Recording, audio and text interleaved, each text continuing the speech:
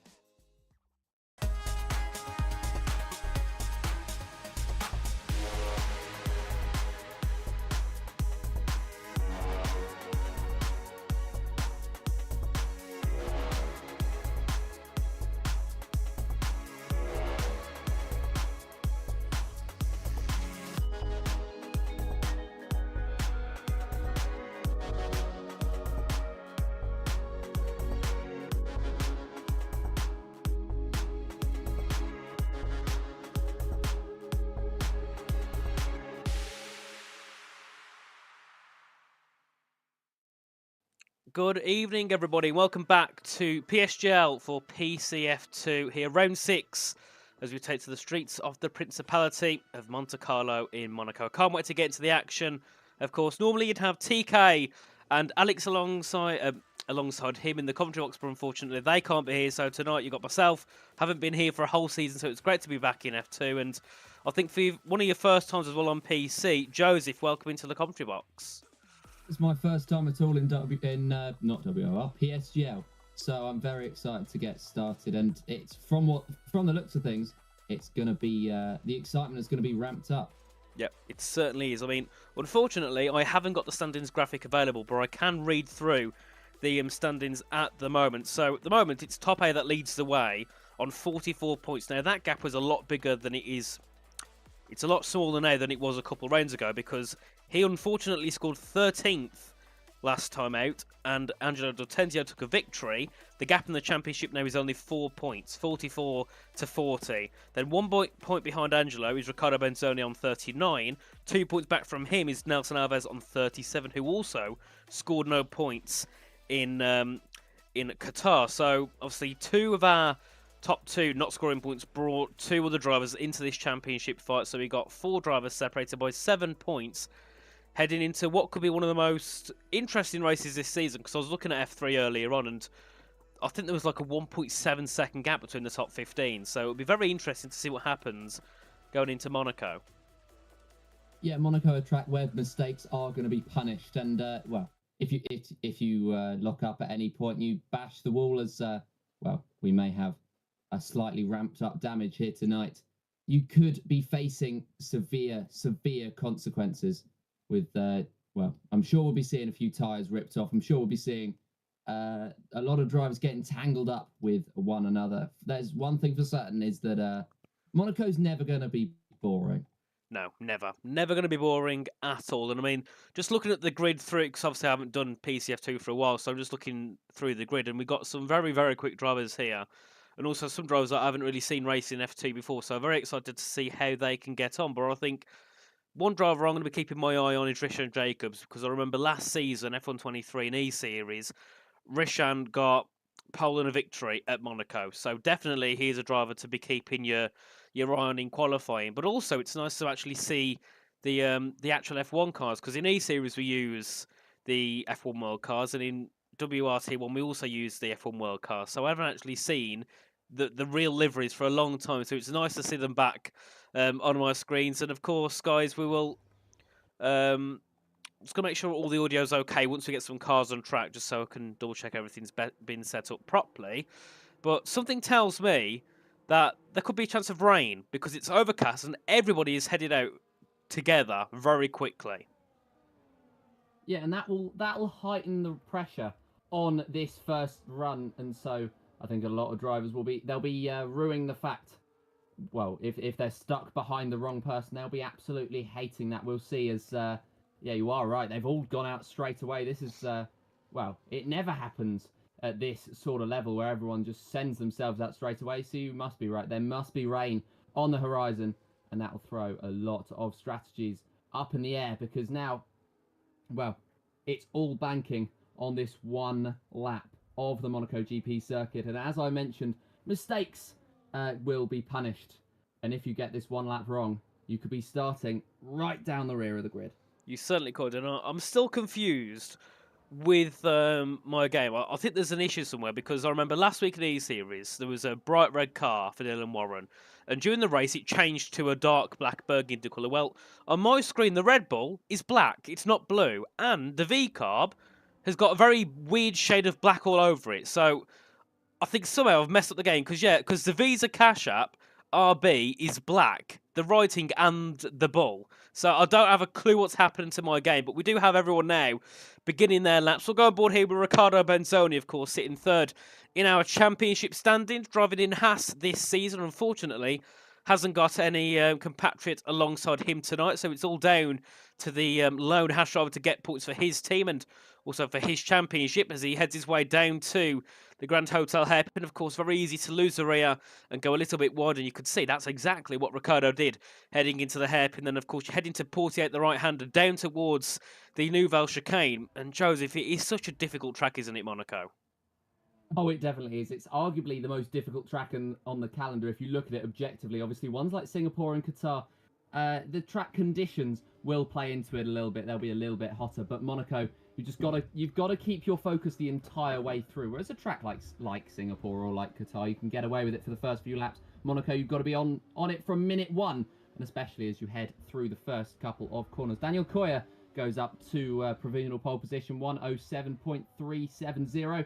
Riccardo Benzoni puts in his time, and well, that's his attempt at being the Monaco master. But Simon Lekomsky goes even quicker by a tenth, and Angelo D'Ortenzio, Keanu Leotaud, they both go in improving times. Keanu becoming the first driver into the 1:06s. So, well, those laps that we started with, they're nowhere near enough. Ben Marples is heading through Sector 1 now, and Rishan Jacobs, I think, is going for... Well, he must be going for another run because 1:16, that's uncharacteristic from the Aston Martin. We will see as he comes across the split time if he's still pushing. He indeed is, and he's almost improved by 2/10. He's 0.17 seconds up as he slides his way through the Lowe's hairpin, I still call it, because I can't get used to whatever on earth the new name is.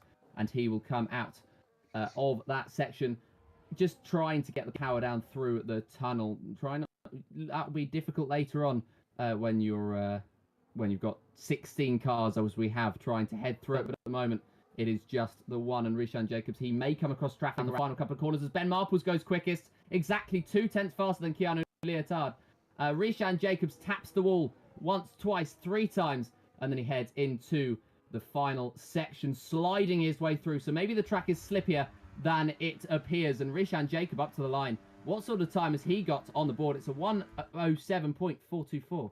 Not good enough. Yep, that is a big surprise indeed there from Rishan. That's a good part of 7/10 off our pole position time from Ben Marples. But then again, Ben's always a driver I kind of forgot about earlier on in the sense of how quick he is at Monaco. I know at one point he did have the world record by a decent chunk around this track on the time trial leaderboard. So, yes, certainly.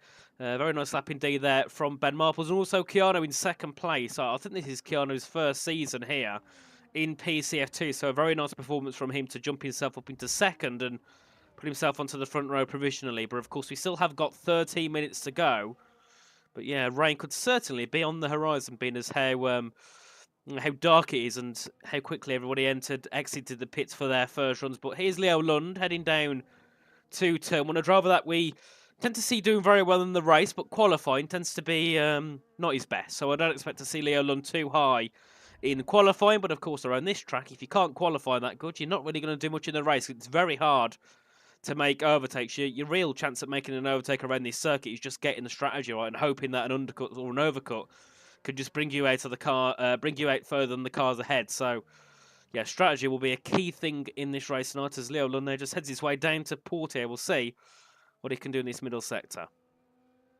Yeah, Leo Lund, as you mentioned, qualifying will be absolutely crucial. Leo Lund will be hoping to put that RB as high as he possibly can. Strategies will play into it, but I think you're going to have to get a bit lucky to take a victory here in Monaco today, because there will most likely be a safety car or two, because if one car blocks the track, then the entire track, the entire track gets blocked because of how incredibly tight it is. The only exception being the hairpin after the tunnel.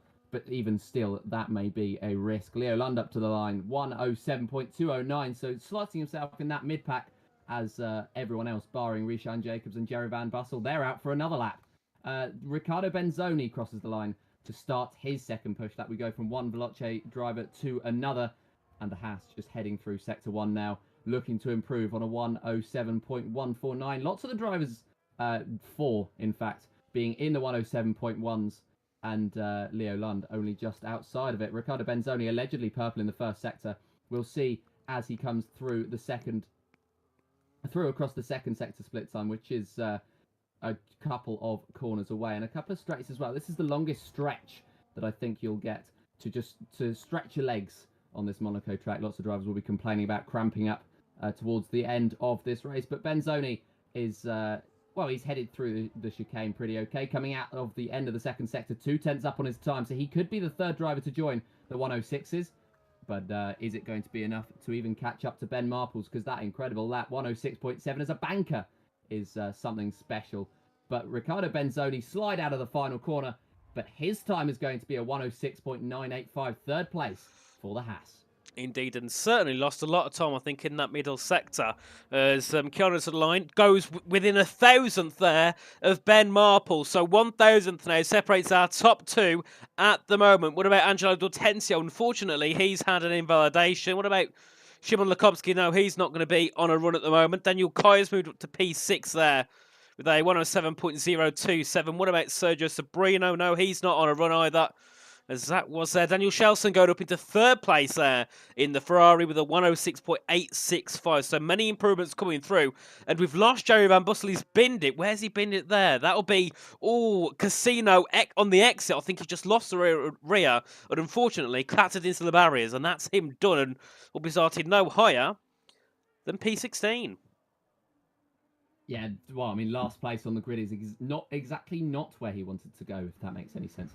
What a lap. Goes even quicker. What a lap that is from the McLaren. He's gone 5/10 up on his time, 1:06.267. And he's stretched a 4.5 gap on Keanu Leotard, who comes into the pits. I don't think anyone will be matching that. But I'd like to see them try. Simon Lekomski's going to try, but he's only a 10.5 up through the second sector. Banging the wall as well on the exit. And I don't think he will be anywhere near Ben Marples' lap. I don't think anyone will be anywhere near Ben Marples' lap, but his teammate is going to try. He could be on the front row here. Simon Lekomski just about misses out, and he goes into third place, 1:06.752. Jan Halliday was improving by 2/10. He is coming to the pits. Who else is on? No one else, it looks like, is on a lap, because Rishan Jacobs is a second and some change down. So is anyone going to be able to even get anywhere near that Ben Marples lap? That was a brilliant lap indeed. A 1:06.2 is a mega around this circuit, so I'm sure Ben will be very, very happy with that lap indeed, as we do have another car going out onto circuit. That might be the Red Bull there. I think it will be, of Keanu Latour in second place at the moment. So we're looking to see what he can do in the Red Bull. Of course, scored a decent handful of points this season, but would certainly love to be on the front row. And for now, he is on the front row with a 1:06.708, and it's rare to say that the gap between first and second is just over 4/10. That is a very, very big gap. Indeed, we can see on your screens there the gap to lead of 4/10 to second place, and the top 10 is just over 8/10. So some big gaps here in qualifying at the moment. Of course, in P10 is Felipe Sousa, I believe part of the Veloce Academy team, so definitely would like to be a little bit higher than that. Of course, one of his Veloce Academy teammates, Leo Lund, P12, and former Veloce Academy teammate Liam Stevens, who departed and joined Tess, is now in P14, just over a second off. Not where we normally see Liam. I mean, he did get a couple of good results at the start of the season, but since then has kind of dropped off a little bit, unfortunately. So hopefully Liam can try and get himself back into some sort of fight after this race. Yeah, I mean, Monaco will be a difficult track to build up your momentum, but once you've got a couple of good laps going in Monaco, then you can really get into the stride of things, and that can affect the rest of your season. Leo Lando, in the meantime, up into third place, as the times are really flying in now, and improvements are being made, with the qualifying being significantly more important than the race.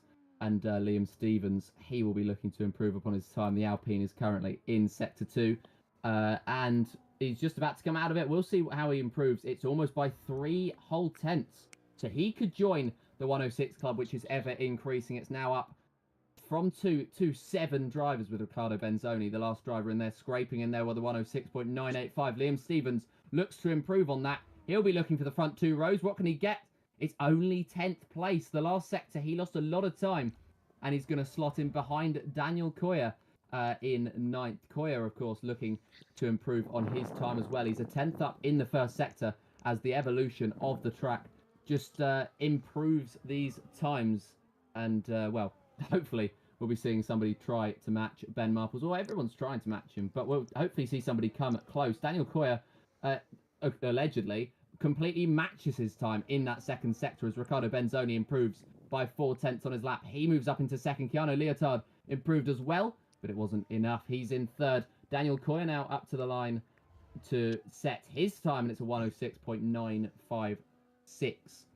He's the 8th driver now into the 106 club. I'm sure we'll be seeing a few more as we continue on. The rain seems to have stayed away for the time being, and all the drivers are... well, they're making the most of it. They're pretty much constantly on track in this session. And I guess that's because they know how important qualifying is in Monaco. Of course, as that's going to be Jan Halliday going up into 4th place, and Lukowski's lost it. Heading through Casino, P6 at the moment. Unfortunately, we'll now start no higher than that, as his car is found in the barriers a little bit... I think it's exactly the same as... oh, it's not on YouTube, Connor? It's not. It's on Twitch at the moment. It's not going to YouTube. Can't see it. Right, we'll sort that out.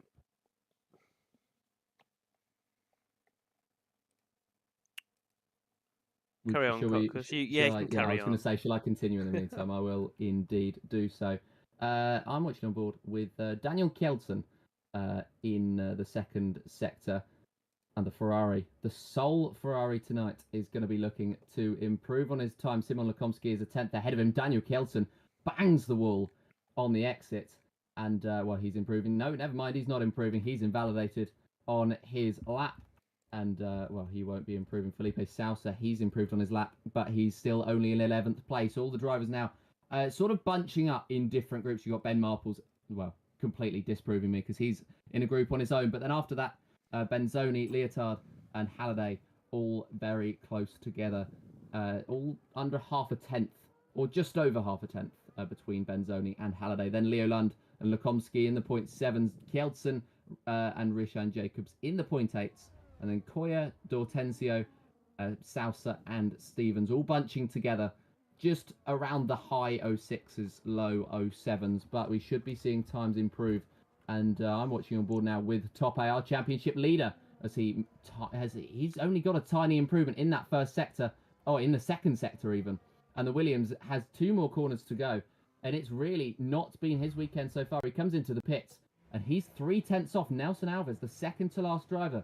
And he's 1.3 seconds off that pole position time. So absolutely not what the Williams would have wanted. The final runs are being prepared for now. And can anyone match the McLaren's time of Ben Marples? Leo Lund is going to be the first to try it. We should have it all on YouTube now. For some reason, it was put onto unlisted. So no wonder it couldn't be saw if it was selected onto unlisted. But hopefully it's... yeah, it should be fine there. So, guys, please have a check over on YouTube to see if it should be there. I think it is. I'm starting to see a few viewers flood in. Yeah, very sorry about that. I wasn't aware of it at all, and I didn't get told until a couple of minutes ago by Connor. But hopefully everything should be fine So we have got now Nelson Alves on a lap heading into turn 1, currently P14, of course, sitting fourth in the championship. Definitely not where he wants to be at the moment as he heads his way through towards Massenet and then, of course, into the right-hander at Casino. And it's good to hear that it's all on YouTube and all fine running as we head our way down towards the Mirabeau. And unfortunately, Nelson Alves is 8 tenths down, so won't be improving on that run. So could be going for a double out lap there just to try and burn a bit more fuel. Yeah, I mean, burning that fuel will be, well, it'll gain some time. Leo Lund, what a lap. As Leo Lund goes up into that second place, 106.575, 2 hundredths ahead of Riccardo Benzoni. But yeah, going for that double lap can burn quite a bit of fuel, and they'll be looking to burn as much as they can because they need to throw it through corners as quickly as they possibly can to, in order to set the times that they'll be looking for. Because yeah, throwing your car through the corners is exactly what you need to do. We've probably seen quite a few offboards. I've certainly seen quite a few offboards around the Lowe's hairpin where they have literally just been sending the car and hoping that the rear sticks enough. And that's the sort of thing that you've got to do around Monaco. You've just got to, as Mario Andretti said, if you're feeling comfortable in the car, you're not going quick enough. And a few of the drivers exemplifying that tonight, one being Nelson Alves, who's not improving in that first sector. The Williams on, well, currently it's an all Williams, almost back of the grid, ignoring Jerry Van. Oh, wow. Again. Oh, wow, Ben Marples. Wow. He knocks the, he knocks part of his front wing off at the end of the lap, but who cares? Because he's improved by another 10th. He's taken another 10th out of the rest of the field, and nobody's able to match him. No, at all. What a session it's been so far by Ben Marples, as I'm on board here with Nelson Alves looking to try and take an improvement, but he can't because he unfortunately has invalidated his lap. Angelo D'Ortenzio goes up into third place. Of course, these now are probably your final runs as we've had a car DNF through. That's Rishan at the Nouvelle Chicane, and then Tope retires as well on the exit of the chicane. We've got 4 retirements now in this qualifying session. It's been a very intense one so far, but of course we still have a battle here for pole position. What can Sergio Sabrino do? He can't find an improvement. What about Daniel Kai? Can he try and take an improvement in this lap? Currently P12 at the moment on a 106.956. Can he try and take pole to the line? He goes into the top 10 there with a 106.772. And I'm just trying to find who's on run. And we've got Keanu Latour, he's down on his time. Benzoni's up by half a tenth in the first sector. And at the moment, we do see, of course, oh, Benz is out. Oh my God, into to back, and Benz has hit the wall. And unfortunately, that's his session over.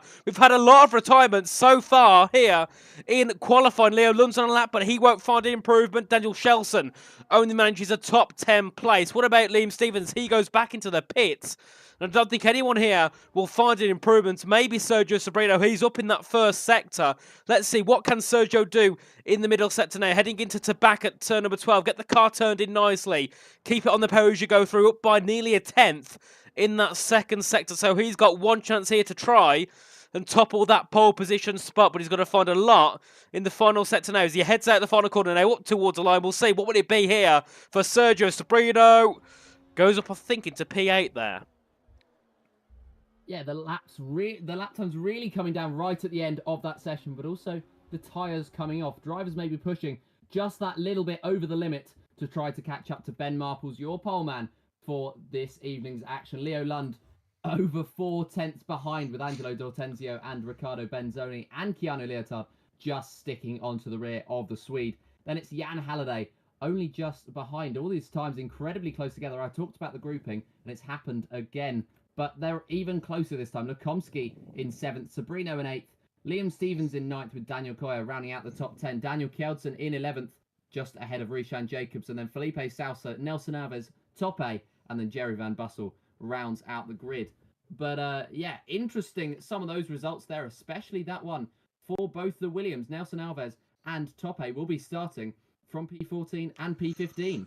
Yeah, it's not ideal at all for the Williams team, considering they're sitting both in the top 4 in the standings. So they've got a lot of work to do from those positions. But yeah, definitely a bit of a mixed-up grid. Of course, see Leo Lund up in the top 2. We've got Keanu as well up in the top 5. And Sergio Sabrino jumping into that top 8. So yeah, will be very surprising and probably interesting to see what happens once we get our way into the Grand Prix. Now, I do presume we'll have a restart, so I'm not sure if we leave the session or we stay in. So I'm just going to stay put for now, and yeah, we'll see what happens there. But I'm not quite sure how the restarting works here in F2.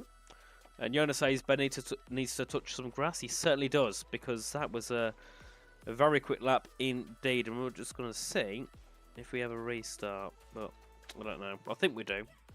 But a pole by 4/10 at Monaco is absolutely ludicrous, isn't it? It is. It is absolutely ridiculous. It is just absolutely insane. Ben Marples with, well, I mean, he just kept finding improvements. That second lap that he did would have been enough for pole position, but instead he decided to go in and throw another one in. So absolutely insane from the McLaren that he was just able to keep finding those improvements, just keep finding them, and in the end he looked more like touching the 105s than the 107s. But yeah, just the McLaren, he's going to do well. People are going to do well if they're able to get anywhere near him, let alone catch him today. But qualifying pace is so very different to race pace, and so I could be proven completely wrong. You certainly could, and we're just waiting now for people to retire from the session and we can get underway with the race. And for some reason, people are still just driving round when they should be retiring. But yeah, it will be a very interesting race indeed. And we haven't got long to go before, of course, we go back into the main session. Liam Stevens can sort out the grid order, and then we can get underway with the race. And of course, good evening to Corey as well. Of course, has been in F2 a couple of times over the past season or two, and I think at one point it was meant to be on F5, but unfortunately F5 didn't happen in terms of broadcasting. So Corey was kind of hung out to dry for the rest of that season. But of course, great to have you in the chat, Mr. Corey. And yes, we're at a very boring part now where you have to just kind of stall and just think of things to say. Normally I'd have stand-ins and calendars and stuff to look up, but unfortunately none of that is available on my OBS. So we will be back in a moment. We're going to have a quick word from our sponsors at GT Omega.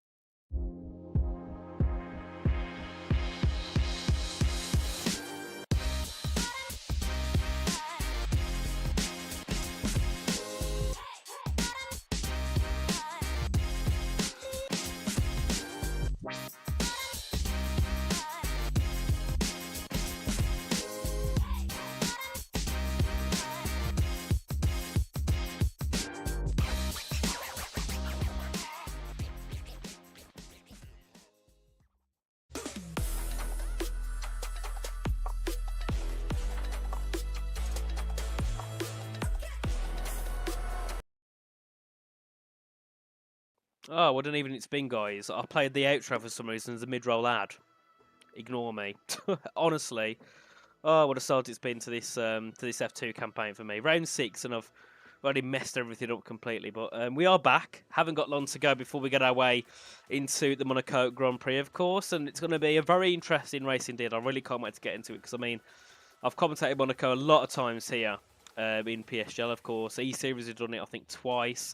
I remember the one race we did F3 season 32, and we had Nana Gertzer. He won by 25 seconds or something like that. So we could see that again tonight here with Ben Marples, unless there's a safety car. But I don't know if it's been fixed, Joseph, but I do know at one point there was a glitch where the safety car just didn't work.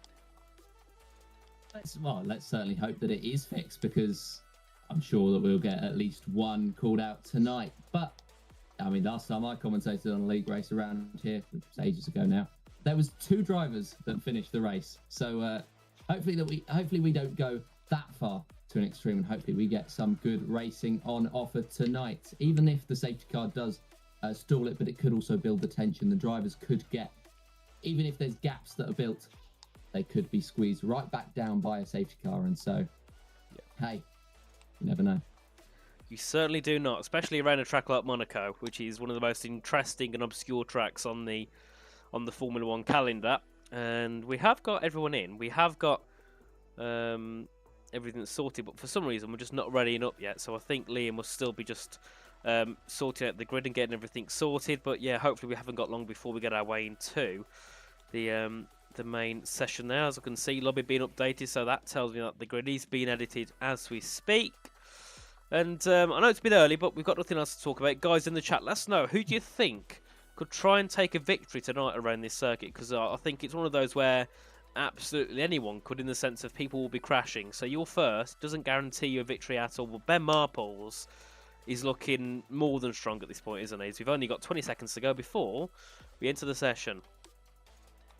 Well, yeah, I mean, Ben Marples, as I mentioned, he as soon as he set that ridiculous 106.1, he actually crashed in turn 1. So that shows that even the quickest can make mistakes, and generally it could also be the quickest that does make the mistake because of the fact that they tried to push too hard, they tried to go too fast, and that could just that could be where the momentum is broken. That could be why they don't translate their qualifying into their race pace. And well, for Ben Marples, he picked up a podium last time out, but other than that, it's been a pretty anonymous season. Yep, it has. Yeah, he's P5 at the moment. I think in the standings has had a couple of punch results, but also a couple of non-scoring point results. So he definitely needs a win tonight to try and jump himself up into that championship fight. And having the likes of Top A and Nelson Alves not in that top 10 for qualifying does really help in gaining on those, and could easily get himself within 5 or 6 points of those two, depending how their races go today. As we are just waiting for everybody to load in, just wait for Felipe Sousa to get themselves in, and then we'll be heading into our preparation for the Grand Prix, of course, where everybody needs to have their chats with their engineers, sort out strategy on the game, sort out what tyres they're going to go with, and also look at the weather, which at the moment looks rather dry, so I don't think they're going to have to worry too much about the wet weather making an appearance. But you never know, it's Monaco, it could always spice up halfway through the Grand Prix. Race director-wise, we'll have a look at the tyres. Most people going hards. Liam selected a set of the softs, but I presume that will change. And Ben Marple's there going on the mediums. But the good thing is, because of Ben's pace at the moment, he could afford to go on to maybe a softer compound like a medium, pull a bigger gap than Leo, for example, on the hard suit. Well, doesn't matter now because he chose the mediums. But I was going to say he could have pulled away on the mediums compared to those on the hards and gave himself a better chance. But it doesn't matter because, yeah, other people have also chosen a medium tyre for this race, and a couple of people taken the soft tyre. So that's rather interesting indeed, and something tells me it might have been coordinated, as we do have 3, 4 and 5 lights here around Monaco. Ben Marples is on pole position ahead of Leo Lund, and it's lights out for the Monaco Grand Prix. Heading down to turn 1, a brilliant start from our top 2, and we've got to send further back there from Chiaro. Up the inside there, Riccardo Benzoni can't make the move work as they head their way up the hill now into Massenet, and at the left-hander into Casino. Simon Lukomski's now ahead of Jan Herde. They're having a nice little battle. Oh, and someone's already been collected. That's Sergio Stabrino, who's out of the Grand Prix, and that's going to be a virtual safety car. Yeah, interesting start to this race.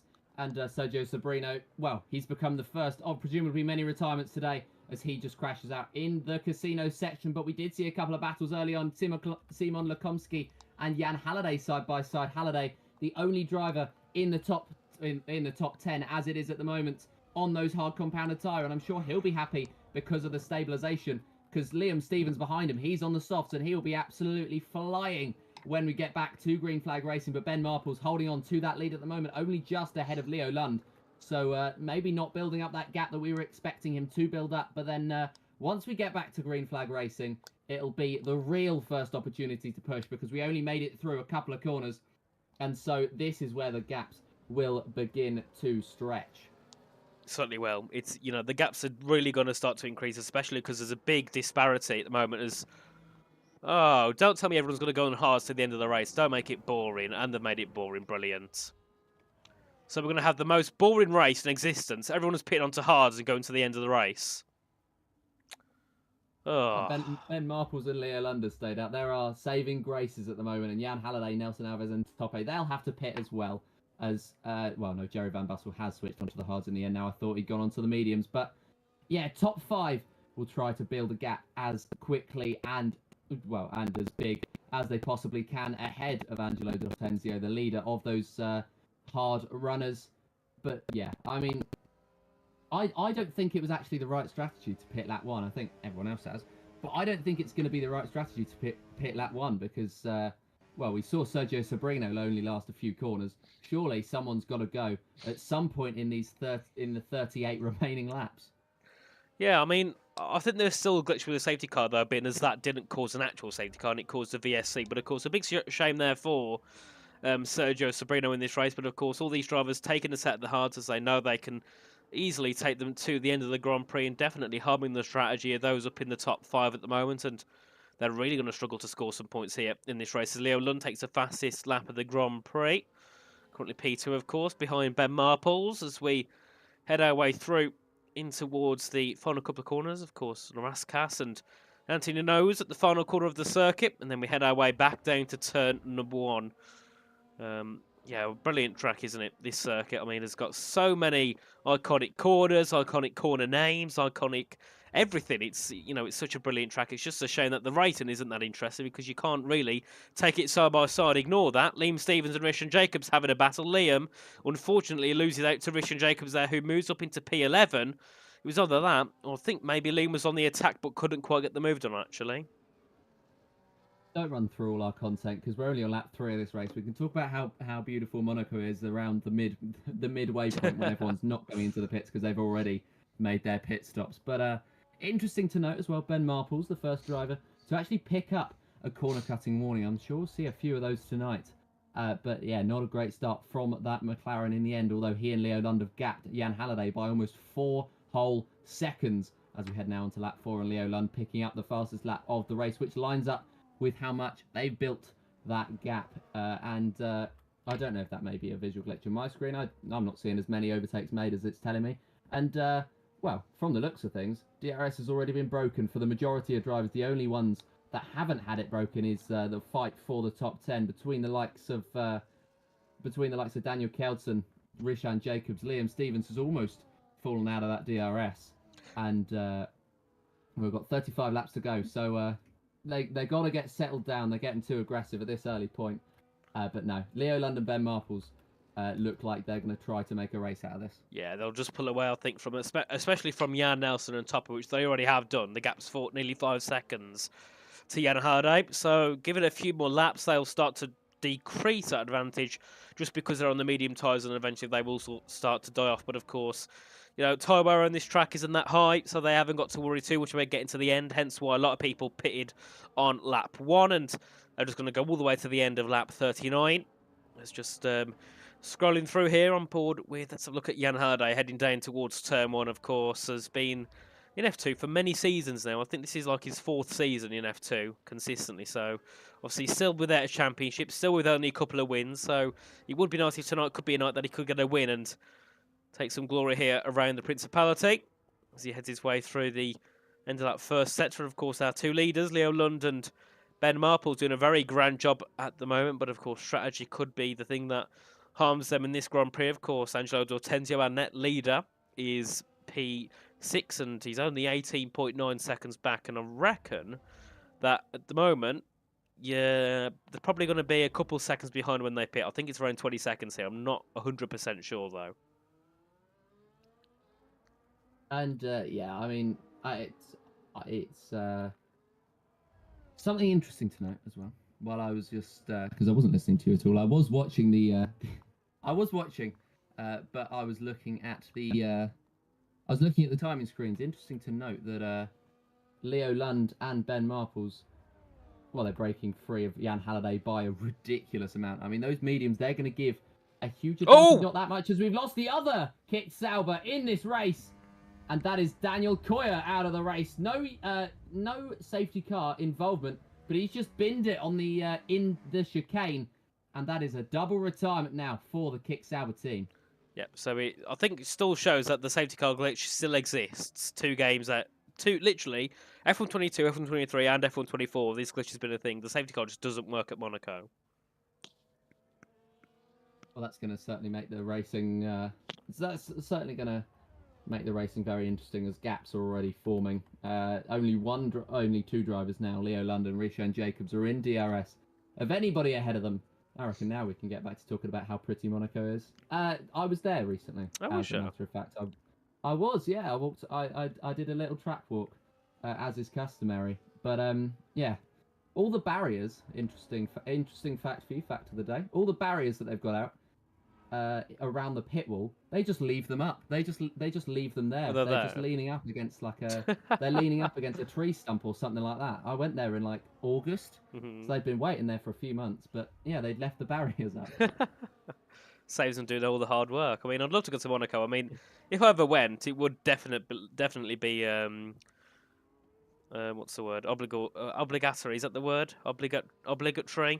Whatever the word is to go and walk around the track, because it's it's a certain sight in Formula One. I think even if you don't watch Formula One, you still be like, oh yeah, this is that track they race around in those cars, and they slam into barriers and fly into the harbour. Yes, it's a very interesting character, isn't it, Monaco? It is very interesting. It's definitely the most characteristic circuit on the calendar. Some may argue Spa, but I'd always say that Monaco is just different. It was the original street race all the way back before Formula One existed. I think it was, was it 1929, I think, if I remember correctly, it was opened. That is correct. There we are. So I still have some knowledge of sport. Yeah, I mean, oh, Leo Lund's pitting, but then again, Leo Lund comes into the pit. Normally it is around lap 6 to 10 that you see the medium tyres pit, so it's not rare to see a Leo Lund pit this early. Exciting. Well, I can't, because it's not, being honest. Right, let's see where Leo Lund comes out, though, because he could come out ahead of Angelo. This is going to be very close, actually, as they head their way to turn 1. Where does Leo Lund come out? He'll be P2, I think, by the time they enter the first corner. Riccardo Benzoni's going to be side by side. Riccardo Benzoni gets ahead of Leo Lund, but Leo pops into 3rd place, provisionally. I mean, with the pace that Ben Marples has got, this could also be good for him here, because he could try and make some moves. We've got 6 lap versus 0 lap old tyres, and my question is, how big is that difference? Because if the difference is a couple of tenths, we could possibly see Leo Lund look to make a move as Benzoni has a massive slide heading into the hairpin, and something tells me he's looking to try and fall a little bit to pressure here, but at the moment it's a Veloce Academy. 1, 2, 3. Yeah, Leo Lund, I mean, I think he was trying to judge it where he'd just come out ahead of Angelo D'Ortenzio. They were trying to push it a little bit. Well, they were trying to push it so he would come out ahead. Oh, 10-second penalty! He picks up a 10-second time penalty for speeding in the pit lane. And that will throw his race completely down the drain now. He was looking at set for a victory, an easy victory. But the McLaren now, he's coming out of the pit lane. And he's now 10 seconds down on what his time was going to be. But we'll see. Has he judged this one right? Where Leo Lund judged it wrong. He's going to come out of it P1. But where is Angelo D'Ortenzio? He comes round turn number 1 now. Ben Marples is alongside him. But D'Ortenzio he's got damage. is ahead. As there's contact. Oh, there's what the? Damage for oh, someone. It oh. looks like Ben Marples. He's retired from the section. And there's a safety car. Cut. There's a safety car. What? That's the most exciting part about it, is there's a real safety car. Yeah, the game glitched out fully. Like, what? And there's a tyre rolling down the hill. I'm sorry, but what happened there? Did you see the lag? Yeah. What the I hell? saw a little bit of end play, and then I mean, saw. to be fair, Ben was lagging ages. Like, first few laps, Ben was lagging a lot anyway. But, oh my. I mean, he ruined his race by getting a 10-second penalty. Do the top 5 have damage? No, they don't. Do they have damage? Well, the top 3 are done for in this race now. Actually, no. Wait. They'll pit. They might get... Will they get ahead in the lead? I reckon they will, you know, because not under safety car conditions, Ben Marples was able to take the lead. Now they're under the safety car. Halliday, Alves, and Tope all come in, but they're going to have to switch onto the medium. So it's probably going to have to be a 2-stop strategy from here at least if they want to come out in any sort of victory. Angelo D'Ortenzio is going to take the lead of the race back, as Halliday, Alves, and Tope are just going to slot into the midfield. It looks like Halliday's going to be the leader in P4. It's going to be, yeah, indeed it is. Alves in P6 and Tope down in P10. All on medium compound of tyres now, as Felipe Sousa comes in, allegedly. Yeah, he is in He's going to switch. So is Jerry Van Bussel. I think this is going to be... Do they have another set of hards? They do. Felipe Sousa does at least. And he's going to go to the end of the race now. Jerry Van Bussel's going to have a wing change and a switch onto a new set of hard compound tyres. So Halliday, Alves and Tope all going onto the mediums. They know they have to make they have to do that lap at some point. Interesting they came in that early. Maybe they're going to pit at the end of this one to switch onto a new set of hards. I mean, yeah, if mediums won't go to the end, that's their 3 races done unless there's another safety car.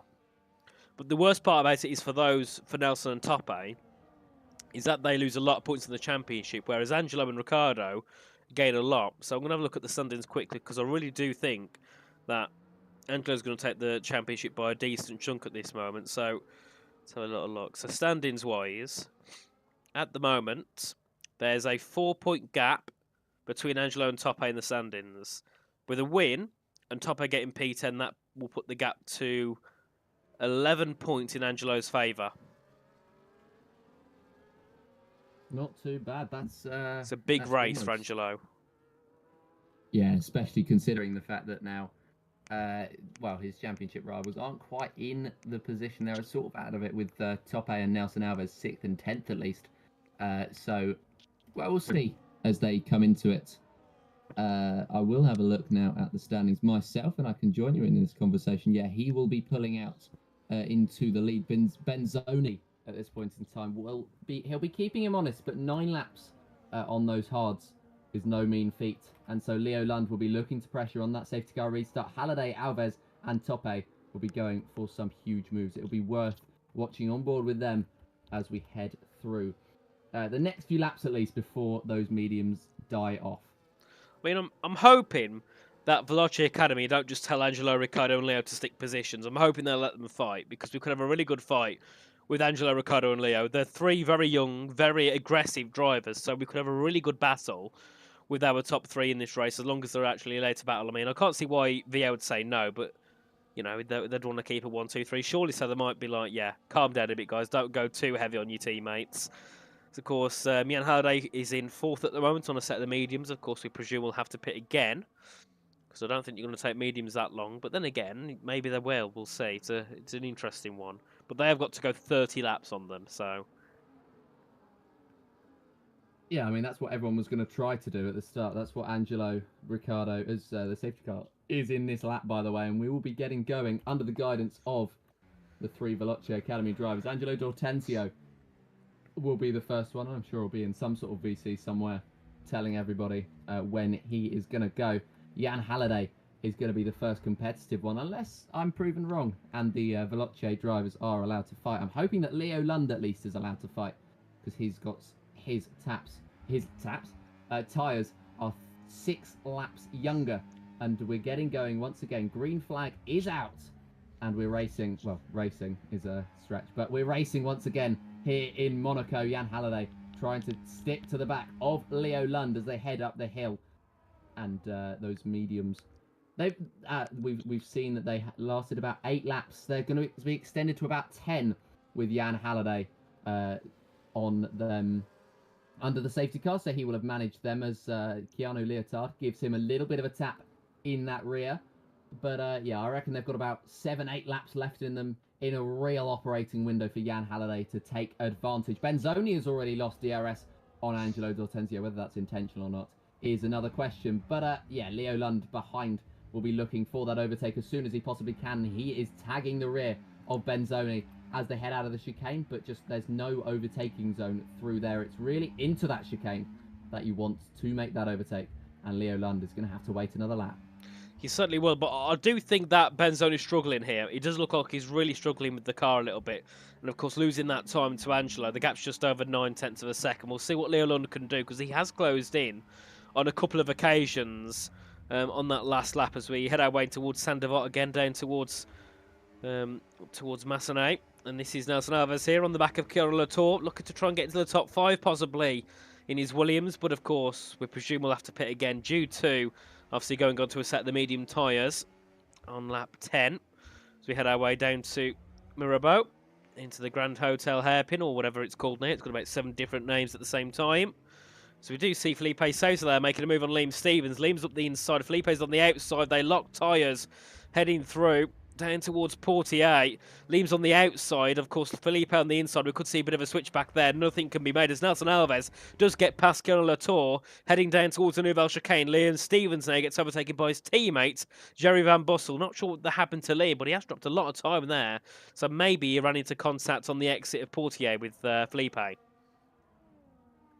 Yeah, surely he did, because 2.6 seconds and increasing now. We'll see if Felipe's not got any damage. So, well, has Jerry? I think Jerry might. Nope, he hasn't. That was just a little bit of a lighting issue for me. But, yeah, just 2.5 seconds now is the gap between himself and top 8. And so it's really the top 10 who've broken away into their own field, into their own fight. And reminder then that only the top 10 get points. So for Felipe, for Jerry, and for Liam, from this point onwards, it's probably full pride. Liam is dropping off from the back of Jerry Van Bussel, but he doesn't seem to have any wing damage, so it's simply a skill issue from the Alpine there. And, well, he's one of 3 drivers, or one of 4 now that Simon Lukomski has dropped out without that DRS. And he is, yeah, I think he's going to struggle to get back into it at this point, because that gap is just continuing to increase. Benzoni has gotten back into it on Angelo D'Ortenzio, so the battle for the lead could be just about to light up. It certainly could, bro. I definitely do think that Leo Lund's got a lot more pace at the moment.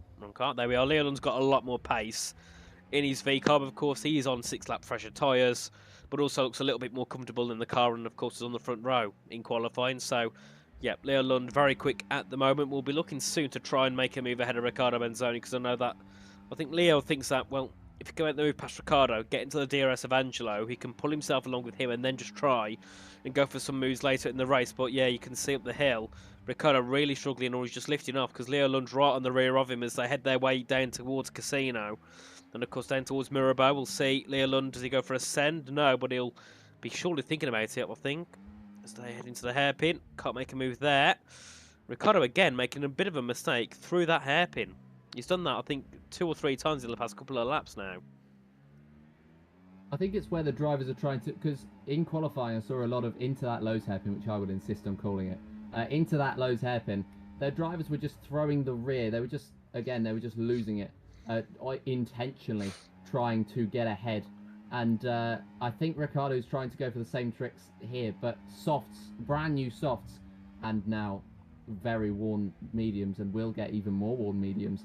They're going to struggle to have that same effect, and so it just looks like he just struggles out of the corner, and so he's just not had that time gain on Angelo D'Ortenzio that he would have wanted to, partially down to that exit in the Lowe's hairpin. Leo Lund is going to be frustrated behind him, because he's pretty much bumping him through the corners at this point because of the increased grip that he has, but he's just struggling behind. He's just struggling behind because there is really no overtaking spots that Riccardo Benzoni is slow enough in that Leo can get through. Benzoni, bit of a wobble there, but Leo unable to take advantage. The next overtaking spot is, if you're brave enough, into here. No, Leo Lund's not quite close enough. Riccardo just quick enough at the right spots at the moment to hold on to that position ahead of the RB. Of course, I'm on board here with Nelson Alves in P5 at the moment, of course, on the medium tyres. Looking to close in a little bit on Jan Halliday, but obviously not getting too aggressive, of course, these two. Part of Aston Martin and part of Williams, but also part of TES, so you could class them as teammates as well at the same time. As we head our way through to back with Nelson, just closing in on Jan.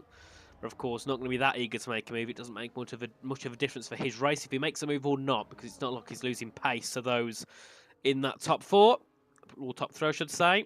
As we head our way through the final corner now, when we look further back, Lukomski is outside the 1 second gap, so he's led a train of his own with himself, Daniel, Rishan, Tope, and Felipe, because Felipe's dropped out of it, and Jerry and Liam are way out of it. Not sure what's happened to Liam there, but I just think he's got no confidence. Yeah, something has happened to Liam Stevens that just means that he's dropped off since that safety car. He was right in the thick of it, P10, P11, something like that, under the safety car. My game's still telling me that we're under the safety car. We are indeed not. We are green flag racing. But yeah, Liam Stevens really struggling. 6 seconds off Jerry Van Bussel now, and he's just going to be hoping for another crash, for another safety car, which is not out of the question. We've seen 3 retirements so far this race. First, it was Sergio Sobrino on lap 1. Then Daniel Coyer joined him on the exit of the chicane. And then Ben Marples was the latest driver to retire from the session. I say just a few laps ago. It's gone by in a flash. It's been absolutely rip-roaring racing here as Liam Stevens is the second driver to pick up a penalty. The first one was Daniel Kjeltzen, who has 10 seconds, presumably, for speeding in the pit lane, and that will really cost him at the end of the race. At the moment, he drops right down to the back of the field. P13 is where he will end up, and that just means that this move on Simon Lekomsky needs to be made as soon as possible, just to really gap the rest of that field. Although 16 laps on those hards is nothing to. Is getting a little bit elbows out Lekomsky as Kjeltzen just gets or tries to just bridge that gap and tries to go forward. The Ferrari just following through Lekomsky, who has a slide into the complex, but Kjeltzen unable to capitalise. And now there's 3.5 seconds allegedly between Kjeltzen and Lekomsky. I don't think it's that much. I've had quite a few timing screen issues over the last few weeks, so I think it may not be that much of a gap. Although having a look at it on the track, it may well be. So Lekomsky really struggling on this lap, and he's just really fallen down now. Daniel Kjeltzen looking to make that move at some point soon, because otherwise he's going to come under pressure from Jacobs from Top A behind. Top A, who's almost reaching now those mediums, the end of that medium stint, and he will have to come into the pits at some point soon, or maybe he doesn't. Maybe we'll see a puncher towards the end of the race as they try inexplicably to try to push those mediums towards the end. Surely not. Surely they've got more about them than that. And Halliday and Alves will be considering the same problems as well. I think a lot of these drivers are hoping for another safety car, especially those on 17-lap-old hards, because surely those drivers can make it to the end. As what's happened there is that Benzoni? Who's just still having issues? Into Mirabeau, he went really wide and nearly clattered the wall, and Leo Lund for a split second was alongside, but of course couldn't really do much about it into the hairpin. So yeah, very interesting there between those two. And yeah, Riccardo Benzoni starting to struggle a little bit, especially into some of the braking zones. He's done the same thing at the hairpin. He locks the race completely and kind of goes sideways. It's into the hairpin where he's trying to throw it like he can in qualifying, but he can't do that in the race. And that just tells me that that's someone who's done time trials and not much else in preparation for this race. He bangs the wall. Leo Lundo cannot find a gap as Benzoni covers the inside into Raskas. Benzoni another wobble, and Leo Lund hopefully now will be able to take advantage. The DRS is available for both of them, and it's just been enough for Benzoni to hold onto that position for the time being. Leo Lund will be incredibly frustrated as the gap now is building between Benzoni and D'Ortenzio in front.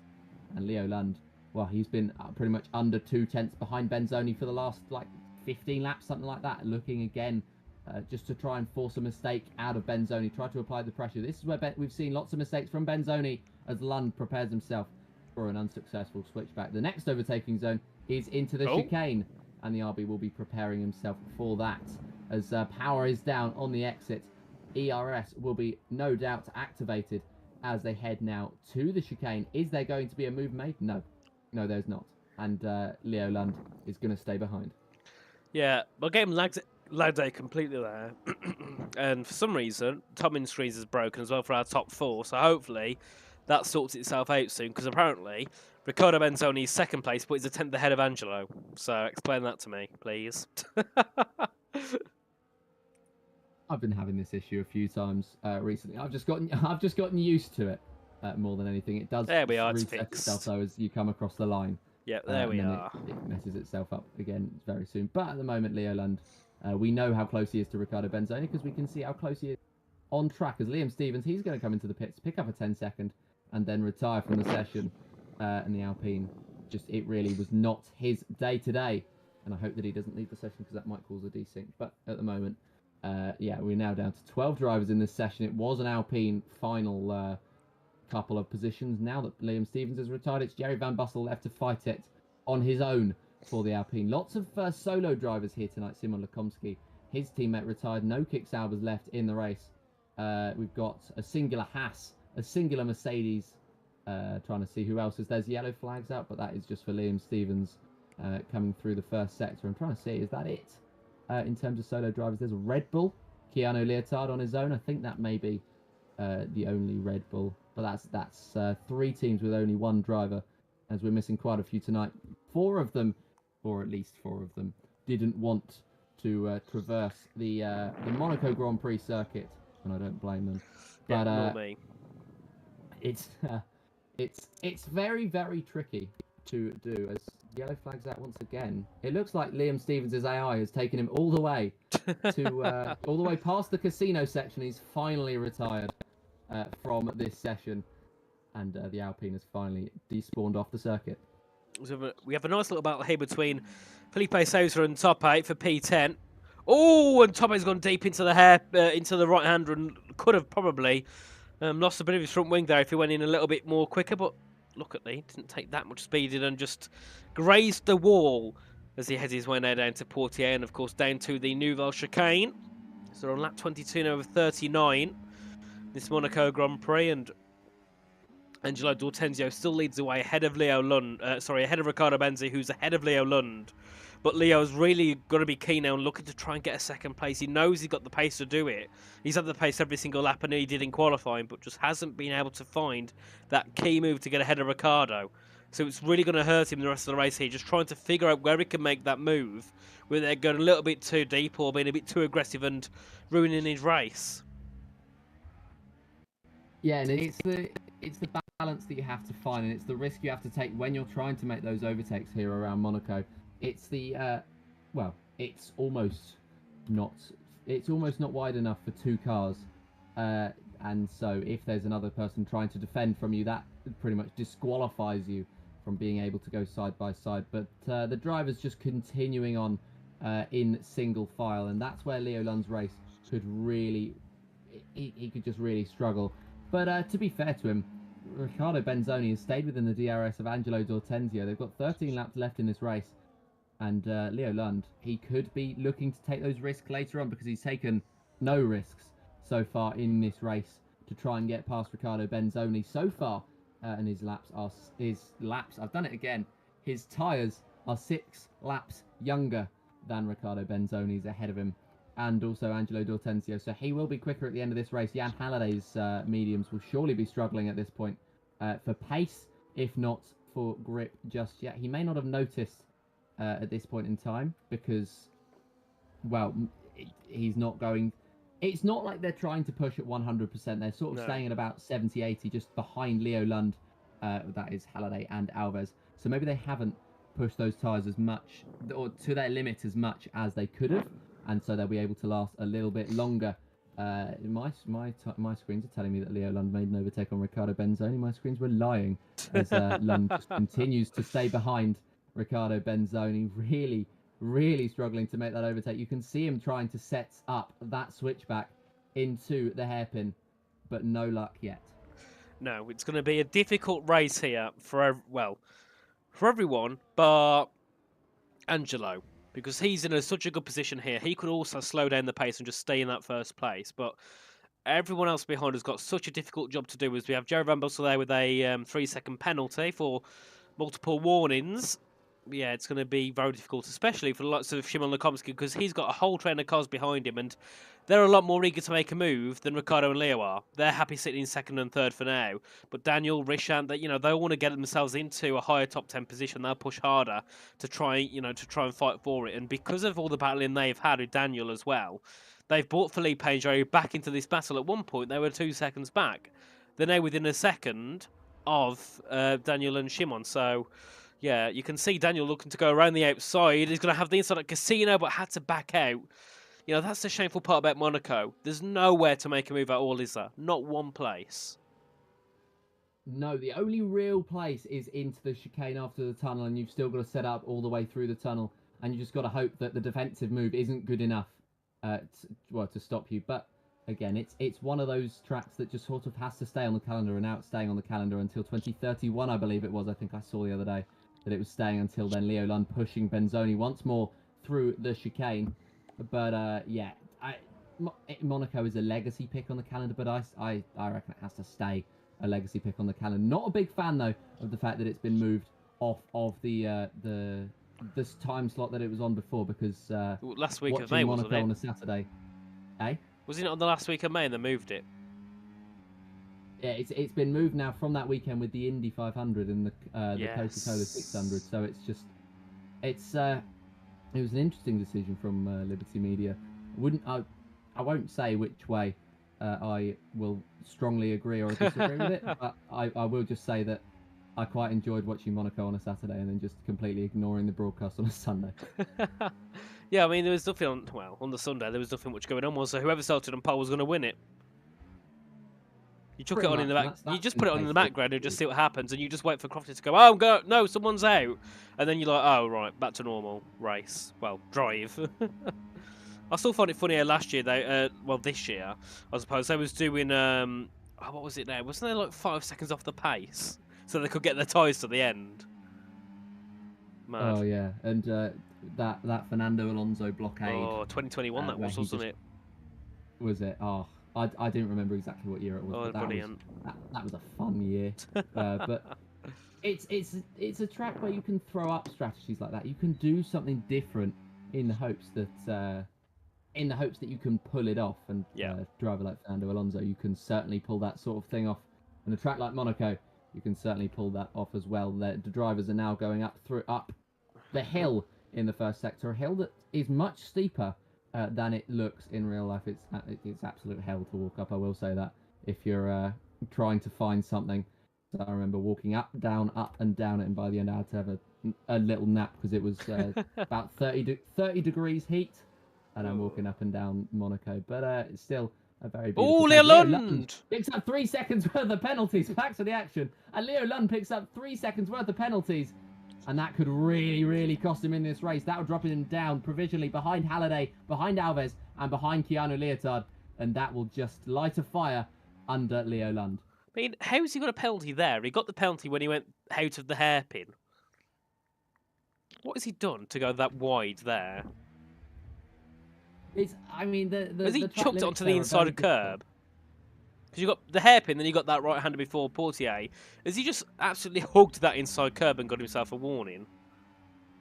He must have done, or he must have sent one on Riccardo Benzoni somewhere, or attempted to send one at least, or tried to scare him. Because the last couple of laps, he's gone offline to try to just force a mistake from Benzoni, make him think that he's going for that overtake. And he looks, ooh, again, there's an example of time where he's just tried to look like he's making that overtake. And Leo Lund, just, he's going to have to ramp up the pressure on Benzoni now. He's broken the DRS to Halliday, not anymore. He had broken the DRS to Halliday. And yeah, it must have been that inside curb just there that he just hugged too much and had problems with. Well, I mean, he's had 3 warnings. I'll have a look at where those warnings were accrued. But yeah, somehow he's managed to pick up 3 seconds in Monaco. It's almost an impossible task, but he and Jerry Van Bussel have proven me wrong today.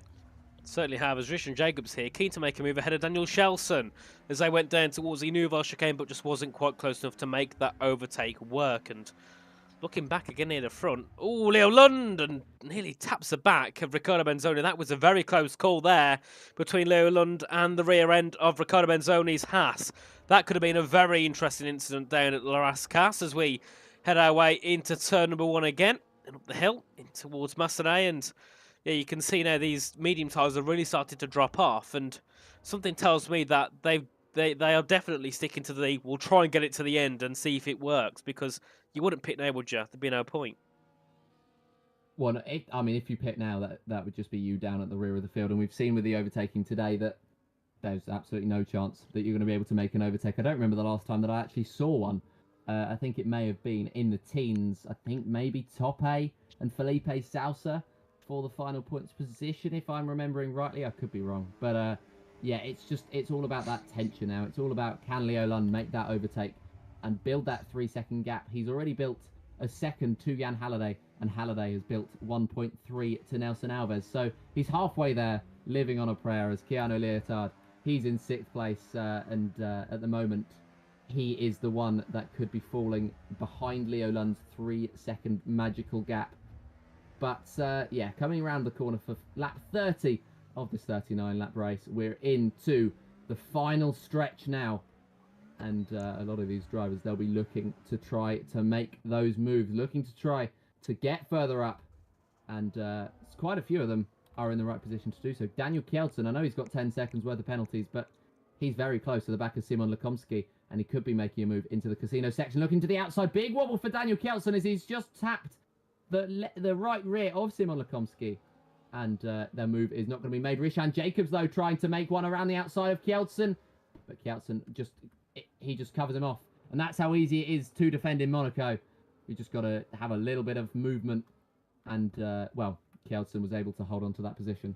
Yeah, just go to the inside, you got it covered easy. That's all you need to do. Is Rishan, though, could be looking for a move down towards the Nouvelle chicane. He's going to burn the battery, try and pull to the outside. Keanu Latour gets a penalty as well, 3 seconds for multiple warnings.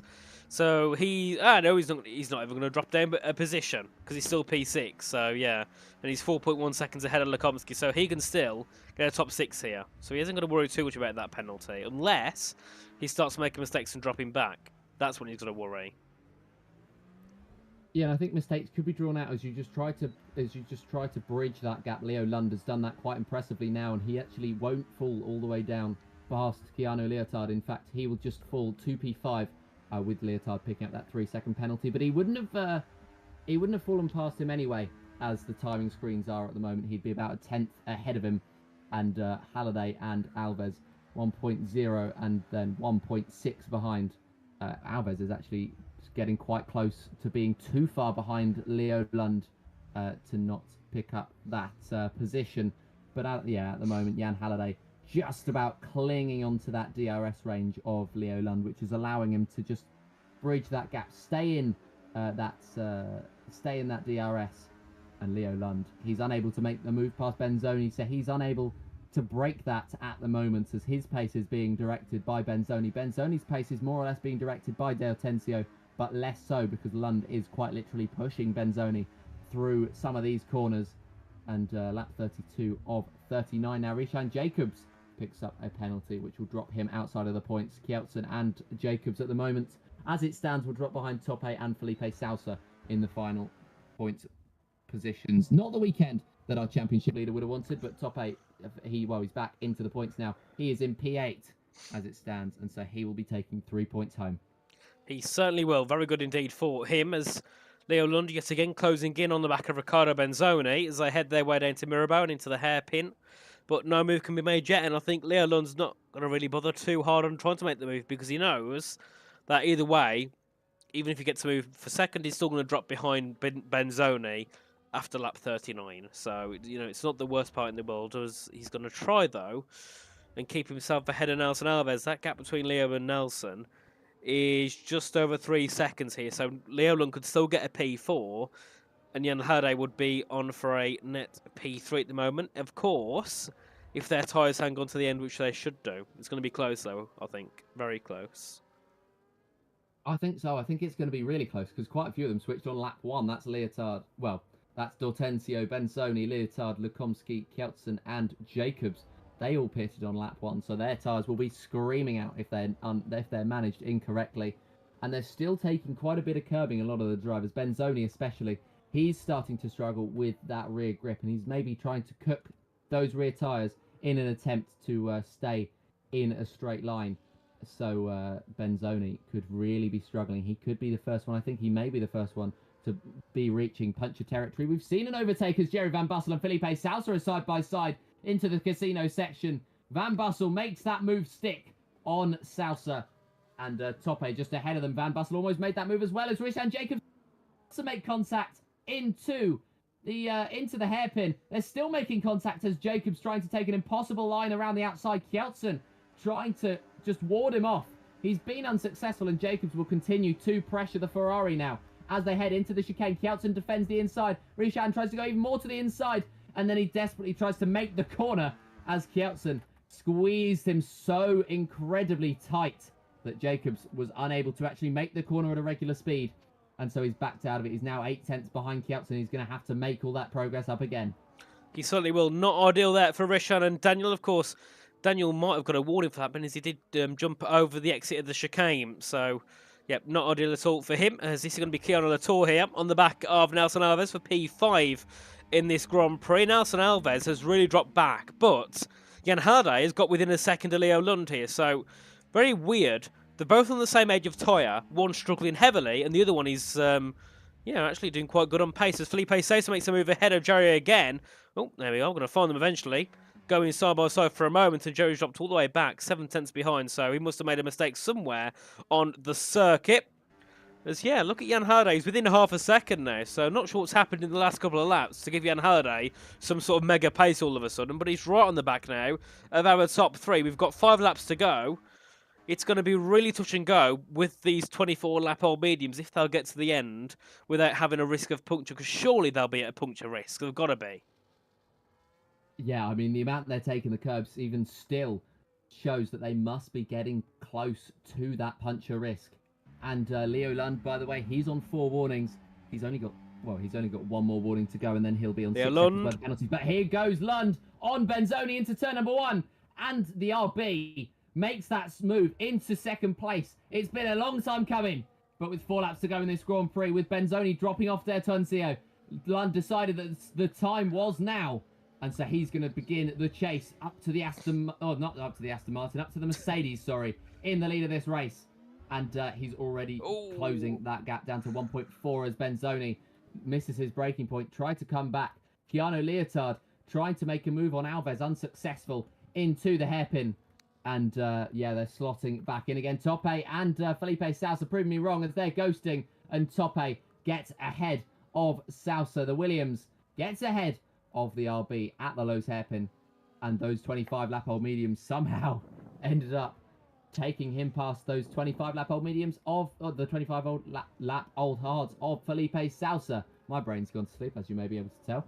But Jerry Van Bussel, 3 seconds more worth of penalties. And Leo Lund has made his way back into the DRS range of Angelo Del Tenzio. So the last 4 laps of this race, it could be very, very interesting in terms of the lead of the race on track. Of course, Leo Lund has 3 seconds worth of penalties.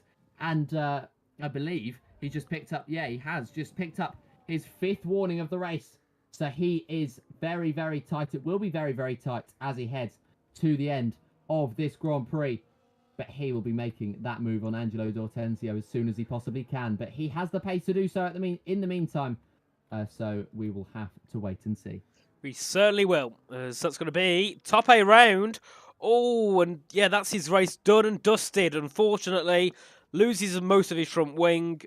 Will continue on, but of course be so far off our top 10 places. It's not been a good week at all here for Tope, of course, leading the standings going into this one by 4 points to Angelo. So Angelo's going to score 16. He's going to score 0. So the gap will be around 11 points going into the next round in Angelo D'Ortenzio's favour. And the mad thing was, Angelo, going onto this game, no one knew who he was. I didn't know who he was. Instantly was at the top of F3, and now he's at the top of F2. What a driver, and what a, just brilliant. Absolutely brilliant. Yeah, I mean, he burst onto the scene. I think we've got a few drivers who are bursting onto the scene this year on F124. The handling is so dramatically different that it means that new competitors can rise to the fore. We've got another one coming up. Watch out for Conrad Bohm, is all I'll say, as Keanu Leotard and Nelson Alves are side-by-side contact, as Alves tries to squeeze Leotard and just loses his rear over the bump. And the Red Bull is ahead on track, but his penalty will take him behind. In the meantime, Tope looking for maybe a fastest lap point, or maybe just purely to replace his front wing as he comes out of the pits. He will almost be a lap down, and really not the race that the championship leader would have wanted. It certainly would not. And actually, Leo Lund could still be on course to keep the podium if he can boost some more pace in these next couple of laps. The gap between Leo and Jan is 2.5 seconds. So Leo Lund could still keep that podium, depending what he does on the back of Angelo here. Yeah, I mean, he is closing to the back of Angelo. He's now, there's now a 6 next to that 0, and that is the closest that he has been to Angelo D'Ortenzio. This is the closest that anyone's been to Angelo D'Ortenzio in the last 20-odd laps, with Riccardo Benzoni pretty much consistently being about 8 tenths behind. But Leo Lund, he's got 6 laps on Angelo D'Ortenzio, as Simon Lekomsky and Nelson Alves side by side. Alves loses his front wing. There's contact between himself as Kjeldsen absolutely clatters into the side of Alves 10 seconds worth of penalties for Alves. Oh, and Nelson, that's Jerry. That was Jerry Van Bussel making it even worse. Felipe Sousa just rubbing salt into the wound as he also makes contact with Nelson Alves. And that is the sort of situation where a safety car should be called out. We've only got 1 lap to go, though, of this race. And Nelson Alves just losing that rear. He's going to have to struggle now for 1 more lap. So is Daniel Kjeldsen in P10 and P11. Their fight for the points is truly over, as Alves is pretty much guaranteed to take home that 1 point because they both got 10 seconds worth of penalties. More yellow flags as Jerry Van Bussel retires from the session. And he's lost it exactly the same as Daniel Koya did earlier into the chicane. Leo Lund. And now we are down to just 11. Yep, Leo Lund taking the top spot on the final lap of the Grand Prix. And looking to try and take the victory here around Monaco. On track, of course, will drop back due to his penalty. And we'll see what that gap is and if he can still keep that podium, but it will be very close. If he can indeed, as they head their way down to the hairpin once more. Of course, only 11 finishers in this Grand Prix. A big shame there for Jerry Van Bussel, who got himself into some points and unfortunately made a silly mistake at the Nouvelle chicane and ruined it on the penultimate lap of the Grand Prix. As we head our way down to turn number 9 and 10 at the Nouvelle chicane, we do see Daniel there re-overtaking Nelson Alves, and Leo Lund at the front still, leading the way. The gap to leader now, 3.1 here for Leo Lund to keep the podium. He's got it. The gap's 3.5 seconds here, so we will still get a P3 from this race. But what a drive it's been from Angelo. What a drive it's been from Leo Lund. And without a penalty, Leo Lund could have possibly had one of the greatest careers, greatest wins ever in his career. But unfortunately, he will be denied that. And Angelo D'Ortenzio takes victory around the streets of Monaco. And Riccardo Benzoni takes second place. And Leo Lund does raid off the podium ahead of Jan Halliday. Yeah, that was well, a lot of action happening at one time. We had 39 laps for it to happen. It happened on lap 39 of 39. We've still got, by the way, 2 drivers who are trying to fight for that the final point spot, with Kjeldsen and Nelson Alves trying to fight for P9 and P10. Tope only 13 seconds behind, so it could be points for a Williams, but which Williams could it be? Is Nelson Alves? Yeah, there we go. He picks up his 10-second. Tope 11.5 seconds behind as he crosses the final corner. He's not going to get close enough, and he's going to be a second off Alves. But that is going to be your race order, and your race victor is Angelo D'Ortenzio. Yes, a brilliant race indeed there by Angelo.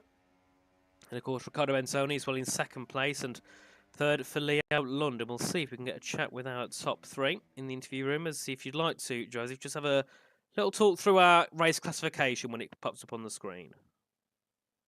Of course we can. So that will be race victory for Angelo D'Ortenzio. That will be his second race victory of the season, his second race victory in a row as he takes now the championship lead. He will win ahead of Riccardo Benzoni in that second place, him taking his second of the season, and he will move past Tope as well. Leo Lund with his second third in a row. He will take that P3 with Jan Halliday in P4. Doing all of these drivers, by the way, doing incredibly well to hold on to them until the very end. Some of them pitted on lap 1.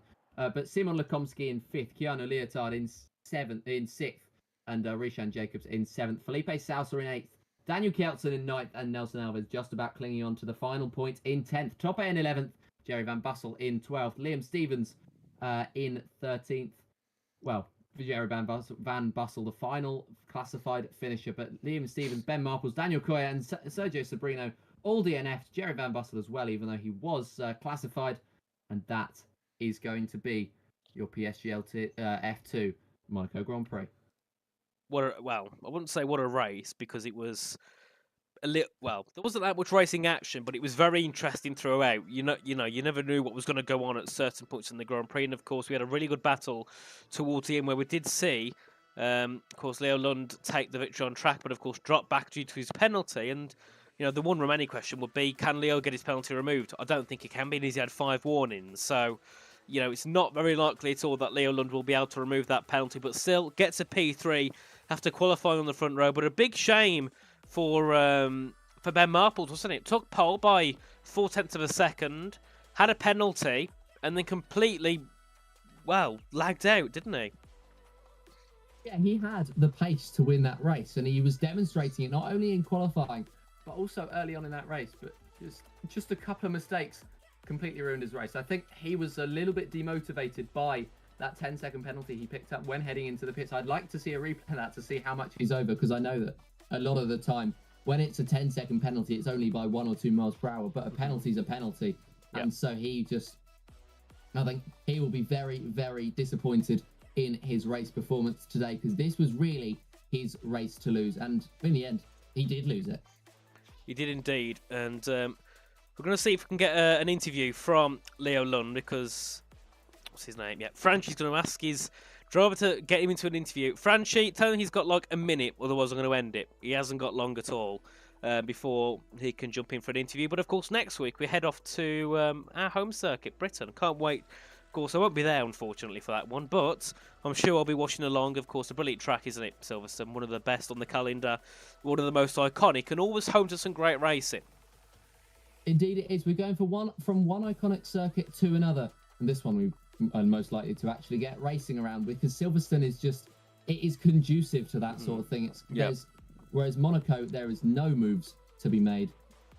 But Britain, there is so many, and I'm so excited, even if I'm not in the comms box, to watch along. We do have Leo Lund waiting in the interview, waiting in the waiting room, and so we can bring him in now. Leo, welcome. Can you hear us? Yeah, hello. Hello. So, brilliant race, of course. P1 in the end, but of course, a penalty dropped you down to P3. Firstly, can that penalty get removed? No, I don't think so. Ah, No, so.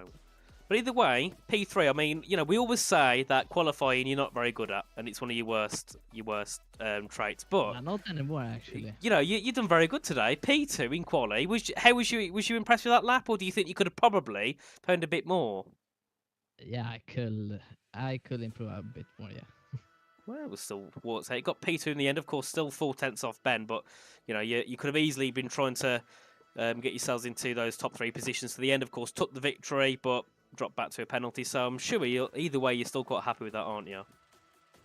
I mean, yes, but on the first stint I got blocked by like Ben's lag, so I lost me like 2 seconds. So that's why I was behind Angelo and Ben Sony. Ah, okay. But you are, I think, P5 in the standings, so you might be able to jump. Well, you won't be able to jump up a position, but you will close up to Nelson and Tope. So do you reckon the championship is still on for you this season? You're a little bit far back, but you never know. I reckon, yeah. Let's go see what happens. You've got to keep up the consistency. Anything from you, Joseph? I just wanted to ask, as I'll probably ask if we get any more interviews as well. Do you think that you would have ever, given as many laps as you could possibly do you think you could ever match that time set by Ben Marples in qualifying? Maybe in practice obviously, but not in the session. Yeah, that was a very good lap indeed from Ben. Yeah. But of course, next week, Leo, we head to Silverstone. What are your thoughts on that track? Shit. Oh, well, there we are. So, where you going to finish? Top 10 or not? Yes. Oh, okay, then. So, of course. still points on the card. So, Leo, hopefully you have a good race out in Silverstone. And, yeah, hopefully we'll see you again in the interview room next time. Have a good one, mate. Thanks for joining us. Bye-bye. Bye. Right, there we are. And we all know Leo Lund's thoughts on Silverstone. Not very ideal. But I mean, if he enjoys Monaco, I mean, Silverstone, in terms of racing track, I'd be very disappointed if that's not what he's basing it off of. Because I mean, Silverstone's I like Silverstone.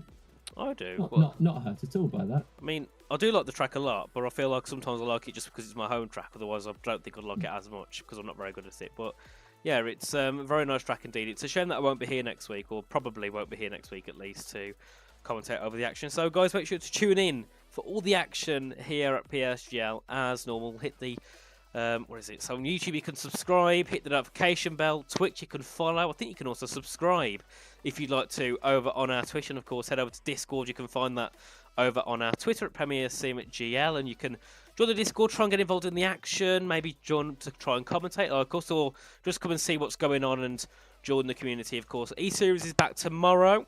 And then Monday, we've got our PSTs, and then, of course, we're back for the PCTs on Thursday. So, guys, have a good evening, have a good weekend, and we'll see you again next time for some more PCF2 action. Good night.